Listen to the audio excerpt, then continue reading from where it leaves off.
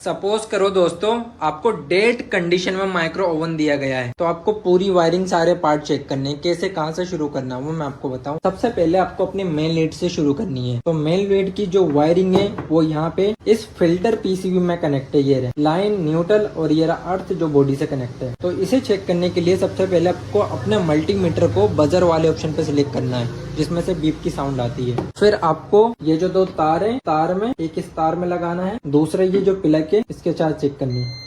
Continuity आ रही है यहाँ पे। अब दूसरा जो न्यूट्रल वाला तार था हमारा उसमें डालते हैं, यहाँ भी आ रही है। मतलब हमारी वायरिंग तो ठीक है, वायर ये ठीक है। अब क्या चेक करना है, ये जो वायरिंग चेक होने के बाद आपको इस फ्यूज को चेक करना है जो फिल्टर पीसीबी में लगा है। तो यहाँ पे टच करना है और यहाँ पे टच करना है। अगर बीप की साउंड आती है तो ये ठीक है।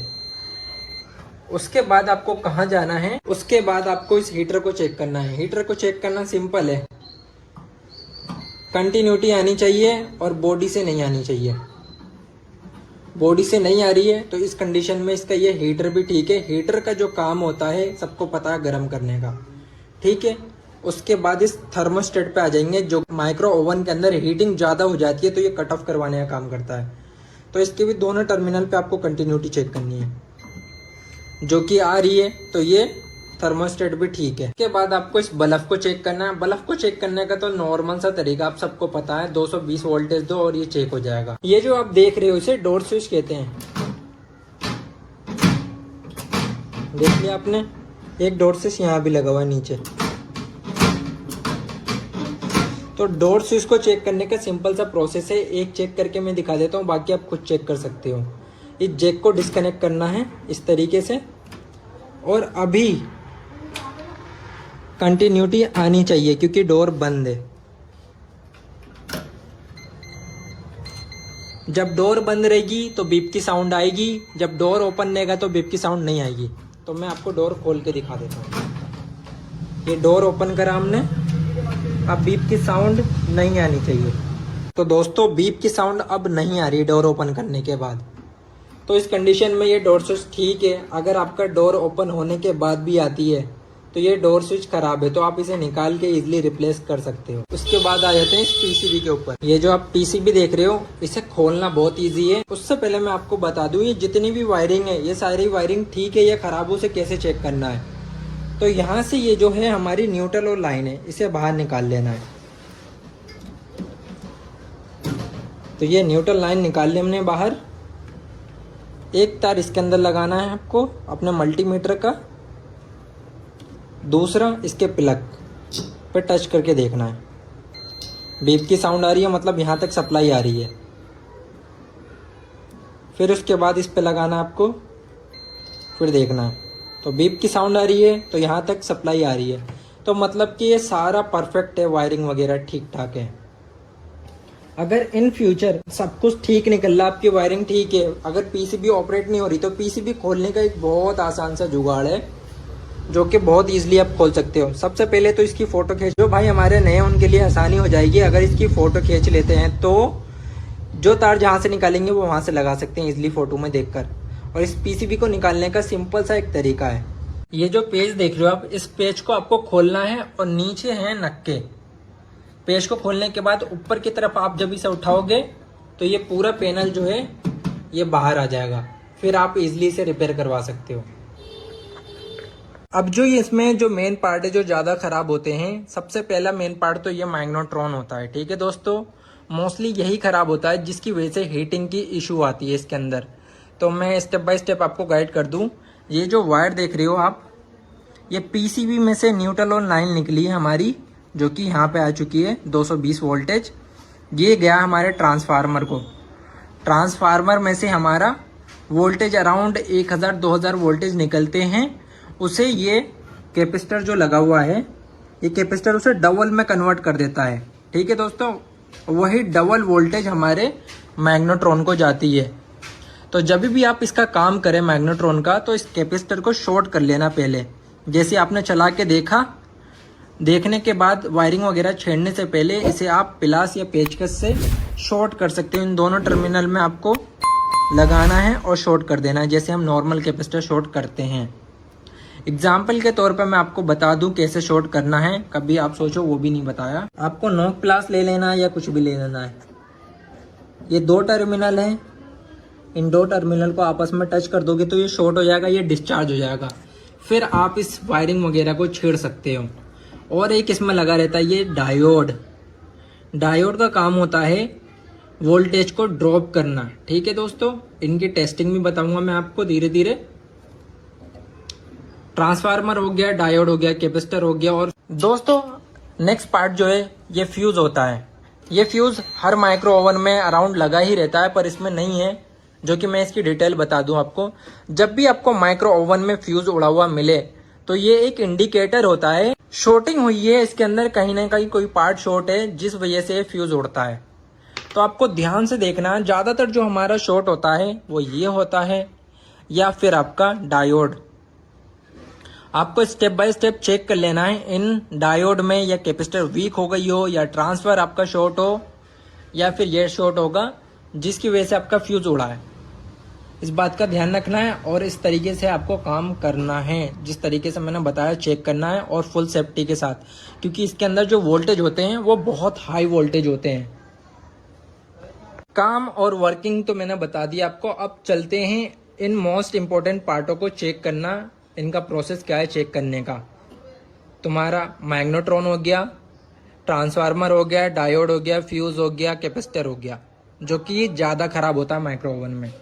उसे डिटेल से कैसे चेक करते हैं वो भी दिखाने वाला हूँ मैं आपको। साइड पे पहुंच तो गए हैं, पर माइक्रो ओवन को ओपन कैसे करेंगे, सबसे बड़ी दिक्कत तो ये आती है।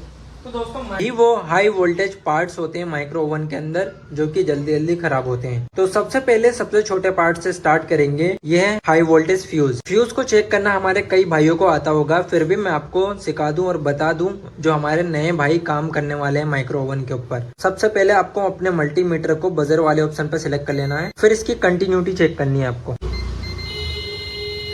अगर कंटिन्यूटी आती है तो उस कंडीशन में ये ठीक मानी जाएगी, अगर कंटिन्यूटी नहीं आएगी उस कंडीशन में ये खराब मानी जाएगी। ठीक है दोस्तों, आप समझ गए होंगे। और माइक्रो ओवन के अंदर कुछ इस तरीके की पैकिंग में ये होता है, तो इस बात का आपको ध्यान रखना है। इसे खोलना भी बहुत ईजी है। इस तरीके से आप खोलकर ये देख सकते हो इसके अंदर लगा हुआ है। इन दोनों तार पे आप टच करोगे तो आपकी बीप की साउंड आनी चाहिए, तो आ रही है, तो इस कंडीशन में आपकी फ्यूज ओके होगी। दूसरा जो होता है ये हाई वोल्टेज 12 एम्पियर का डायोड। इसे भी आप चेक कर सकते हो इजिली। अपने मल्टीमीटर को आपको बजर वाले ऑप्शन पे सिलेक्ट करके रखना है या डायोड वाले ऑप्शन पे सिलेक्ट करके रखना है। डायोड पे नहीं बताएगा पर बजर वाले पे बता देगा। देखना है आपको यहाँ से कोई वैल्यू शो नहीं होनी चाहिए। अगर कोई सी वैल्यू शो होती है उस कंडीशन में ये खराब है। ये 50% हो गया चेक करने का तरीका। जो इसका जेन्युइन तरीका है वो ये है। कभी कभी क्या होता है ये कोई वैल्यू शो नहीं करता पर उस कंडीशन में भी खराब होता है। डायोड का काम होता है वोल्टेज को ड्रॉप करना, तो हमने भी अपने मल्टीमीटर को वोल्टेज सिलेक्ट कर लिया और डीसी पे आपको 12 वोल्ट की या 9 वोल्ट की बैटरी ले लेनी है। उसकी मदद से आप इसे इजीली चेक कर सकते हो। जैसे कि हमारी ये बैटरी 9 वोल्ट की है, जो कि हर टेक्नीशियन के मल्टीमीटर के अंदर होती है। 9 वोल्ट की अपने देख ली। अब इसे एक टर्मिनल पे लगाना है, बैटरी के एक टर्मिनल पे लगाना है और फिर चेक करना है। कोई वोल्टेज शो नहीं हो रहा, एक साइड से कोई वोल्टेज शो नहीं हो रहा, तो ये ठीक है। दूसरी साइड से वोल्टेज शो होनी चाहिए। तो देख सकते हो दोस्तों 9 वोल्टेज थे, अब 6 वोल्टेज दिखा रहा है, तो ये वोल्टेज को ड्रॉप कर रहा है। अब ये 100% ओके है। इस तरीके से आप डायोड को चेक कर सकते हो। जो हमारा तीसरा पार्ट है वो ये कैपेसिटर। आप देख सकते हो कितने यूएफ का कैपेसिटर है। ये 1 यूएफ का कैपेसिटर है। तो सबसे पहले आपको इसकी शॉर्टेज चेक करनी है, कहीं ये शॉर्ट तो नहीं है। तो मल्टीमीटर को बजर वाले ऑप्शन पे सिलेक्ट कर लेना आपको, जो कि हमने कर लिया। इन दोनों टर्मिनल पर टच करके देखना है, बीप की साउंड नहीं आनी चाहिए। बॉडी से भी देखना है दोनों टर्मिनल को बारी बारी। अगर बीप की साउंड नहीं आती है तो ये 50% ओके है। 100% शॉर्टी कब मिलेगी, जब आप इसकी वैल्यू चेक करोगे यूएफ वाले ऑप्शन पे सिलेक्ट करके, जो कि हमने कर लिए यूएफ वाले ऑप्शन पे सिलेक्ट। 1 यूएफ का है तो ये 1 यूएफ ही दिखाना चाहिए। 1 यूएफ का है तो 1 यूएफ दिखा रहा है। 3% माइनस प्लस चलता है, जो कि इसमें लिखा हुआ है, ये लिखा हुआ है। तो 1 यूएफ दिखा रहा है तो ये 100% ओके है। इस तरीके से इन छोटे छोटे पार्टों की आप टेस्टिंग कर सकते हो इजिली। अब आते हैं हम इस मैग्नेट्रॉन के ऊपर, जो इन पार्टों के बाद सबसे ज्यादा खराब होने वाला पार्ट है, हाई वोल्टेज मैग्नेट्रॉन। तो मैग्नेट्रॉन को भी आप चेक करोगे बजर वाले ऑप्शन पे सिलेक्ट करके, जो कि हमने कर लिए। इसके इन दोनों टर्मिनल पे लगाना है, बजर की साउंड आनी चाहिए। आ रही है, फिर बॉडी के साथ नहीं आनी चाहिए। तो दोस्तों ये अब 50% ओके है, बॉडी के साथ नहीं आनी चाहिए। बारी बारी चेक करना है। उसके बाद जो आपको टेस्टिंग करनी है दोस्तों, इसकी फिजिकल टेस्टिंग। जैसे कि ये मैग्नेट हो गए, ये मैग्नेट टूटे हुए नहीं होना चाहिए, न ही ये आगे से जला होना चाहिए। जो इसके अंदर ट्यूब लगी होती है वो फुल वैक्यूम के साथ लगी रहती है। वो ट्यूब ये है, इसके अंदर फिलामेंट होती है। अगर ये यहाँ से जल जाता है तो इसकी वैक्यूम टूट जाती है। उस कंडीशन में भी माइक्रो ओवन खाने को गर्म नहीं करेगा, जो कि आपको दिखता नहीं है। मल्टीमीटर से तो आपको दिखाएगा कि ठीक है, फिर भी ये खराब होगा। ये वाइंडिंग होती है जो कि टूट जाती है यहाँ से किसी टर्मिनल से, जब भी माइक्रो ओवन काम नहीं करती। ये वो मैग्नेट होता है जो चटक जाती है, जिस वजह से भी माइक्रो ओवन काम नहीं करता। ये ओवरहीट होता है, जिस वजह से मैग्नेटों में दरार आ जाती है। तो इस तरीके से आपको तसल्ली पूर्वक इसे चेक करना है। मैग्नेट टूटा हुआ ना हो, आगे से जला हुआ ना हो, बॉडी शॉर्ट ना हो, इन दोनों टर्मिनल पे बीप की साउंड आनी चाहिए। उस कंडीशन में ये 100% ठीक माना जाएगा। ट्रांसफार्मर के अंदर 3 वाइंडिंग होती है दोस्तों, first winding, second winding and third winding. अब चेक करेंगे इस ट्रांसफार्मर को, जो कि जल्दी खराब नहीं होता। इस ट्रांसफार्मर के अंदर ये वाली जो वाइंडिंग आप देख रहे हो, इस वाइंडिंग पे कंटिन्यूटी की आवाज आनी चाहिए। यहीं पे हमारा न्यूट्रल ऑन लाइन लगता है और बॉडी से नहीं आनी चाहिए। इस बात का ध्यान रखना आपको, ठीक है। तो ये एक साइड की वाइंडिंग हमारी कंप्लीट हो गई, ये ठीक है। अब आते हैं हम इधर की साइड। इसमें जो ये वाली वाइंडिंग होती है, ये बॉडी से शॉर्ट होती है ऑलरेडी, तो इसे भी चेक करना हमें, ये बॉडी से शॉर्ट होनी चाहिए। तो इसे चेक करने के लिए आपको बजर वाले ऑप्शन पे सिलेक्ट कर लेना है, जैसा कि हम सबको चेक कर रहे हैं बजर पे अराउंड। ये हमने एक तार लगा दिया, अब चेक करना है, वैल्यू आनी चाहिए कुछ ना कुछ। तो दोस्तों वैल्यू आ रही है, तो इस कंडीशन में ये ठीक है। ये वाला टर्मिनल जो है इसका। अब इन दोनों को चेक करेंगे, इन दोनों के अंदर कंटिन्यूटी आनी चाहिए, आ रही है। इनसे भी चेक कर लेंगे, इन वाइंडिंगों से शॉर्टेज नहीं दिखाना चाहिए, कोई कंटिन्यूटी कोई वैल्यू नहीं आनी चाहिए, ना ही बॉडी से आनी चाहिए।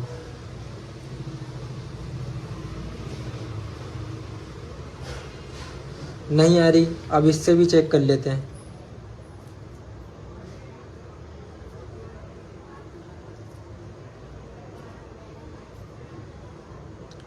इससे भी नहीं आ रही।